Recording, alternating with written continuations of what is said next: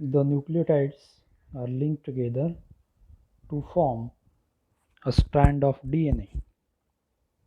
So these two strands link together by bonding between nitrogenous bases to form a complete double-stranded DNA molecule. So we have learned adenine always pairs with thymine and guanine always pairs with cytosine. That is A 2 bonds T and G 3 bonds C. These bonds are nothing but hydrogen bonds. So in double-stranded DNA molecule, two strands are wound around each other to form a double helix. Let us see the structure in detail.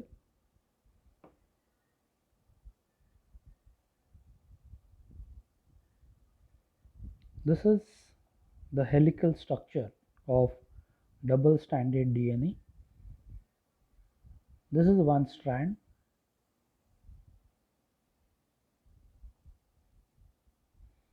and this is another strand. These strands are wound around.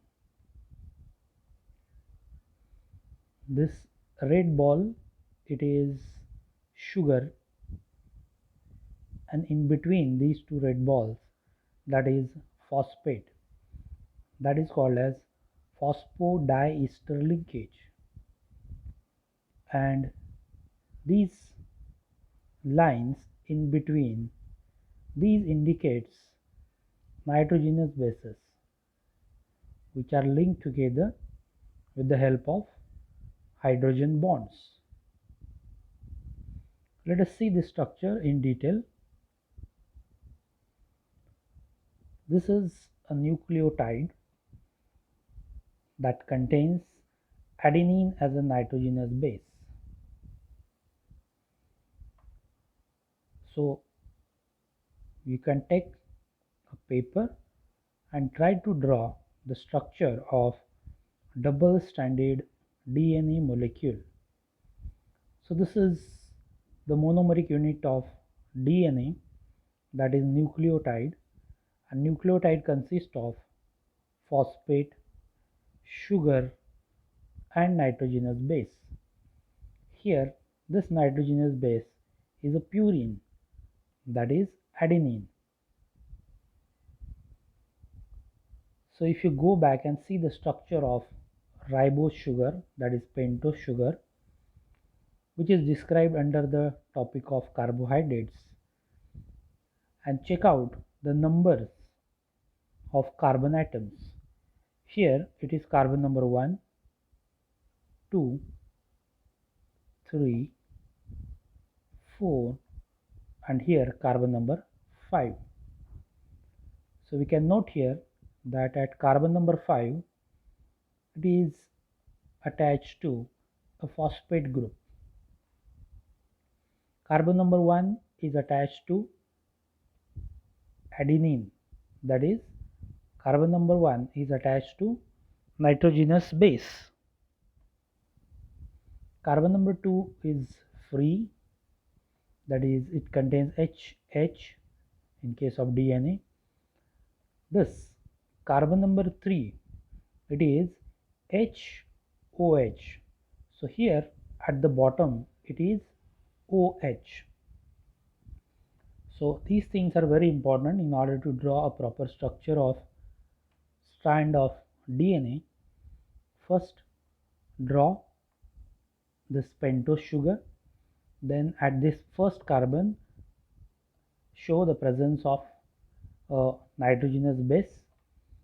At carbon number 5 show presence of phosphate group, and this carbon number 3 OH group is free.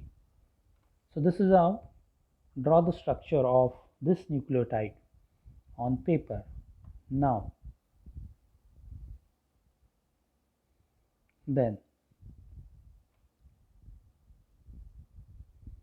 This is another nucleotide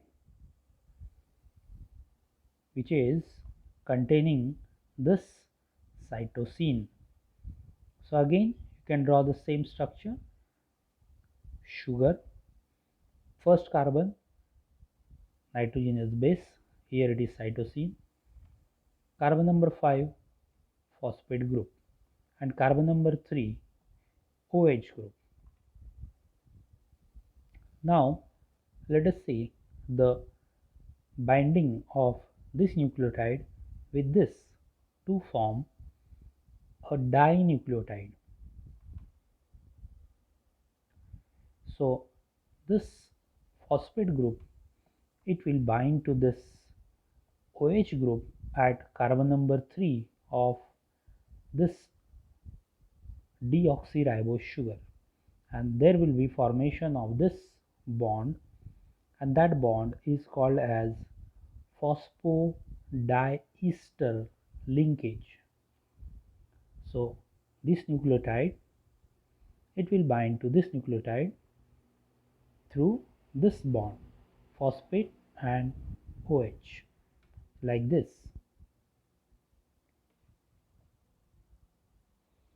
So this is how it leads to formation of a dinucleotide. Now here you can see this end is containing phosphate group and this end is containing OH group. Now we'll add one more nucleotide here. Likewise, the third nucleotide is added. This is sugar, phosphate. So phosphate will form a linkage with carbon number 3 OH. This is the sugar. Carbon number 1 is containing this nitrogenous base, so on and so forth.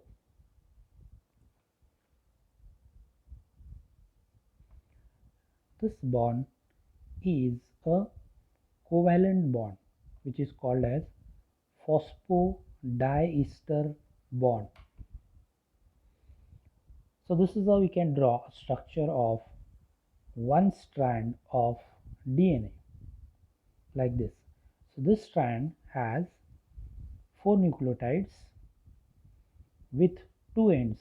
This is the end containing phosphate group and this is the bottom end containing OH group. So this end is called as 5' end because this phosphate group is bound to 5th carbon, and the bottom end is called as, this one is called as 3' end because its third carbon is free, which is containing OH group. So this is 3' end and this is 5' end. This is how we can draw the structure of a single strand of DNA. Now we have to draw double stranded structure. For that, again draw a structure of nucleotide here. Now for our convenience, as it is showing adenine here, so as adenine pairs with thymine, I have taken here this nucleotide containing thymine. So here at carbon number 1, thymine is there. Carbon number 3 is free, there is OH, and carbon number 5, there is presence of phosphate group. Now this thymine is going to form linkage with this adenine. How? So what you can do is just turn this structure like this. Remember the tact to draw this structure. You need to remember the positions of carbon atom to which the different groups are attached. Remember that when after drawing a structure of the sugar at carbon number 1, you have to show nitrogenous base, carbon number 3 OH group, and carbon number 5 phosphate group. And now this adenine, it forms hydrogen bonds with this thymine with two different groups, and these hydrogen bonds are formed at two positions like this. So we can see here now adenine pairs with thymine with two hydrogen bonds contributed by two groups on adenine and thymine. Likewise,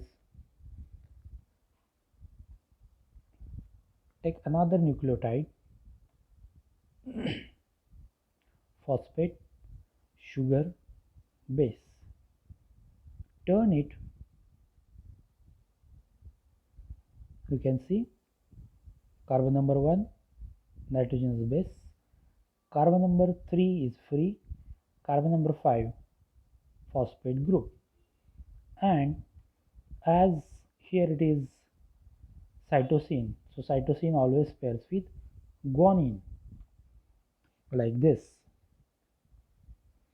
So here you can see the hydrogen bonds are formed at three places,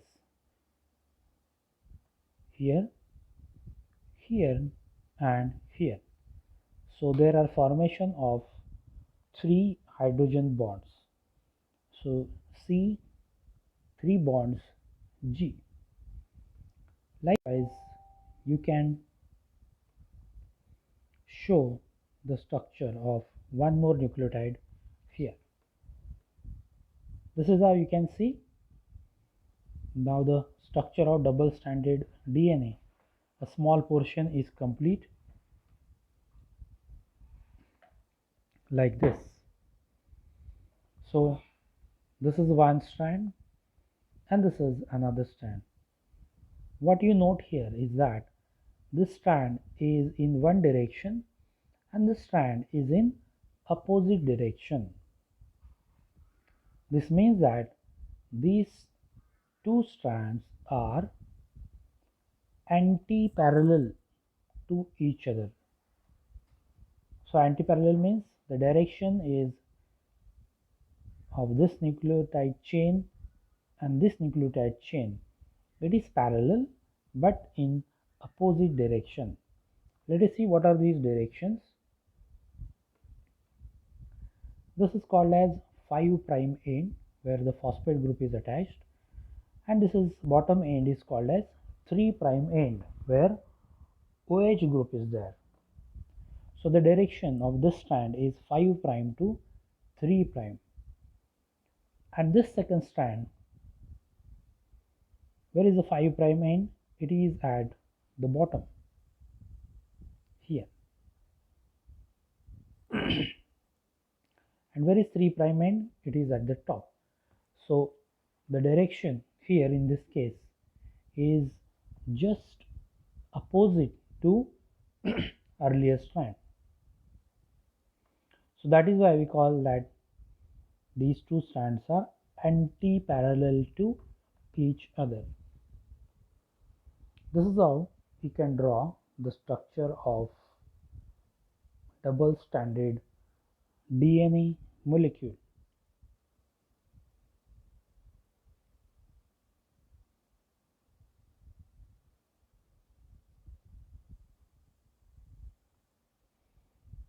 So the double-stranded DNA molecule, this is the top view. You can see this is the top view. It just appears like a spiral ladder. What is that ladder is formed because of nitrogenous bases, and these nitrogenous bases have hydrogen bonds in them. This is the structure of helical structure of double-stranded DNA in different view, and of course this one, the helical structure of double-stranded DNA.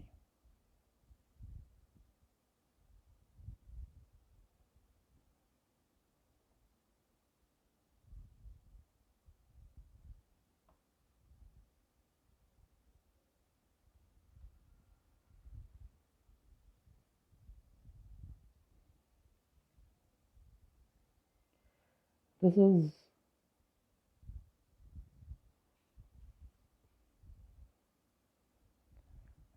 double-stranded helical structure of DNA.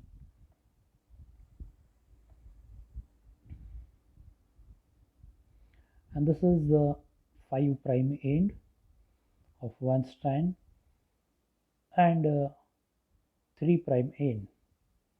Actually it is this one. This is 3' end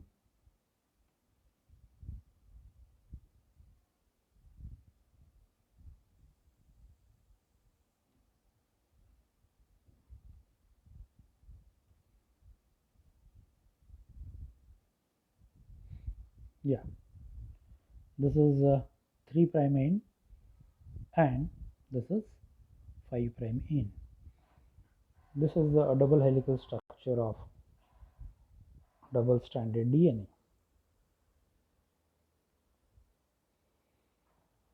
Let us consider a eukaryotic cell. So this double-stranded DNA is an important component of nucleus of eukaryotic cell. So nucleus is a compartment where double-stranded DNA is present. This is cell and this is nucleus, a compartment in which double-stranded DNA is present in the form of chromosome. Chromosome is the sets of DNA that are present in a particular cell, which is identified by its chromosome number. In case of bacteria, it is 1. So here this figure is showing this chromosome, and this chromosome contains double-stranded DNA. So this is the chromosome, you can see here, and this chromosome, it contains double-stranded DNA helix like this.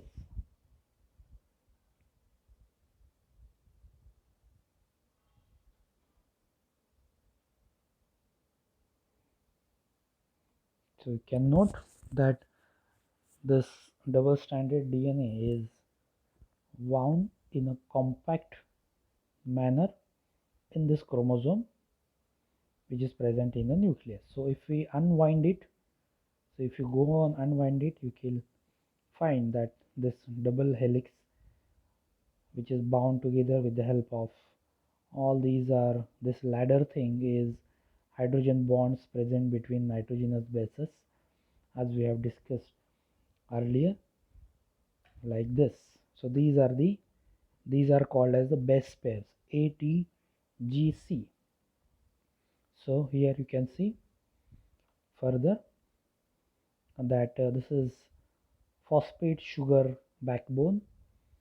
So this is phosphate sugar. This is phosphate sugar backbone to which nitrogenous bases are attached. Here it is cytosine, so obviously it will be bound to this guanine. Here it is thymine, it will be bound to adenine. Here it is thymine, which is bound to sugar, it will bind to adenine. So adenine always pairs with thymine, guanine always pairs with cytosine. Adenine pairs with thymine with 2 hydrogen bonds, guanine pairs with cytosine with 3 hydrogen bonds. So here the picture is clear, and at the bottom you can see there is presence of a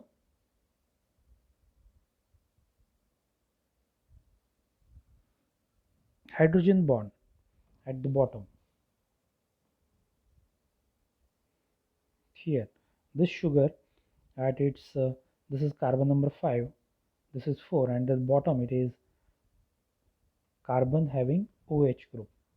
So if there is OH group, then that indicates it is 3' end, and another end of this will be 5' end.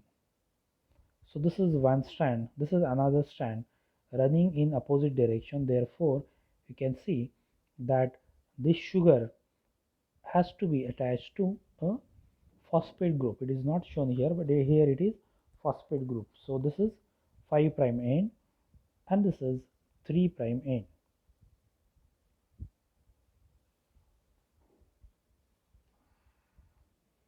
like this.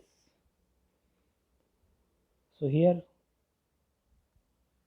thymine and adenine are mentioned, shown here with the presence of hydrogen bonds here. We are not going to the too much details of the structure of thymine and structure of adenine. It will be taught in your next class. So thymine pairs with adenine with 2 hydrogen bonds at these 2 positions, and guanine pairs with cytosine with 3 hydrogen bonds at these 3 positions, 1, 2 and 3. This is the complete structure of double stranded DNA helix.